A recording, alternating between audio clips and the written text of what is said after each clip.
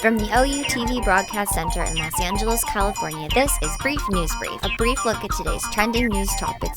Proudly combating the thought police since 2016, here's your host, James Heaney. I'm James Heaney, and this is your Brief News Briefing. It's decided. Britain has a new Prime Minister, and it's Boris Johnson. He handily won the race to lead the Conservative Party today, and will be Britain's next Prime Minister within a day. Johnson made a name for himself as an over-the-top journalist in Brussels, and then as a mayor of London, and now from journalist to mayor, he's becoming Prime Minister. What an interesting trajectory. He was a big supporter of the Brexit vote, which he will now have to see to its completion. As we have previously reported, this election was just a small percentage of the most elite British public, where Johnson faced the current Foreign Secretary Jeremy Hunt.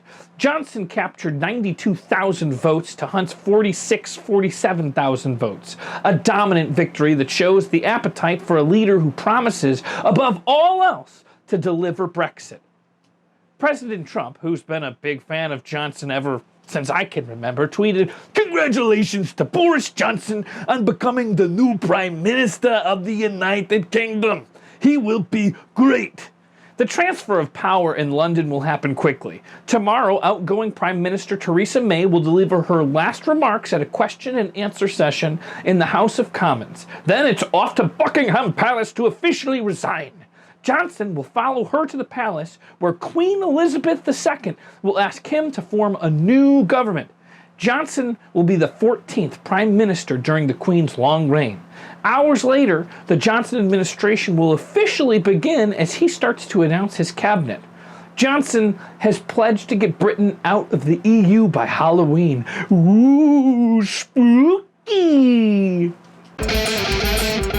The nation of Afghanistan was startled to hear President Trump's remarks that he could end the war in Afghanistan in a week, but that it would cause, the deaths of millions of people.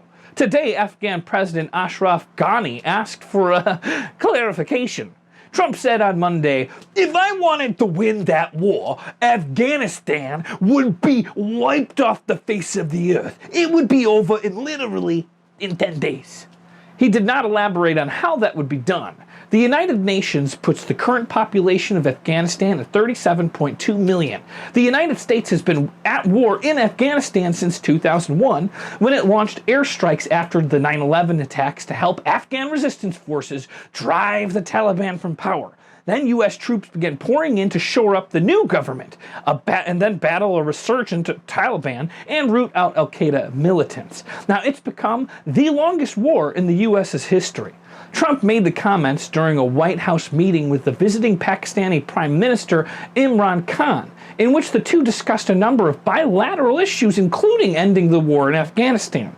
Ghani's office today put out a statement describing Afghanistan as one of the most deep-rooted and ancient countries of the world, and that they have overcome the crises, many of them, throughout history. In fact, the quote is, "The Afghan nation has not and will not ever allow any foreign power to determine its fate."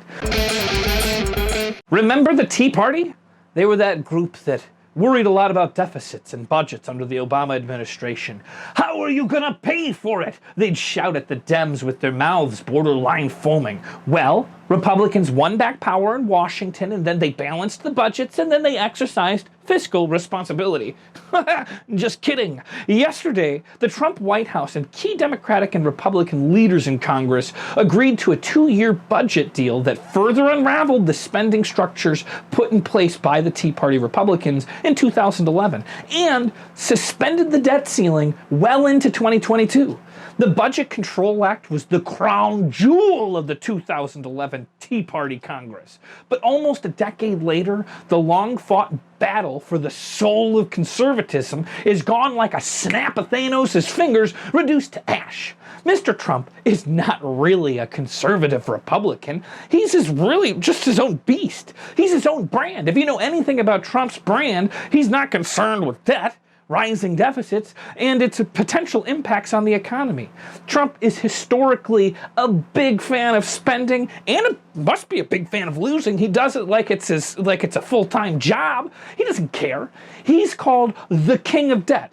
I've made a fortune by using debt, and things, if they don't work out, I renegotiate the debt. I mean, that's a smart thing, not a stupid thing. Trump's much hyped and never paid for tax cuts are set to add $1.85 trillion to the national debt over an 11-year period. Meanwhile, the rich keep on getting richer and the planet is going, let's face it, straight to shit. And now Trump wants to throw 2 million people off of food stamps. Cool. Well, at least our priorities are in line. The new budget deal was reached as the House prepares to leave Washington at the end of this week for a 6-week summer recess. Why? I will never understand why they get recesses like they're children. They're like they're school children. The Senate is in session for an additional week, and then it's expected to take up the deal next week before senators too head out on recess. Why? Why do they get this? I don't get this. Fiscal hawks are mortified. But do they in fact still have a national party platform behind them? Will this end up being the worst budget agreement in our nation's history?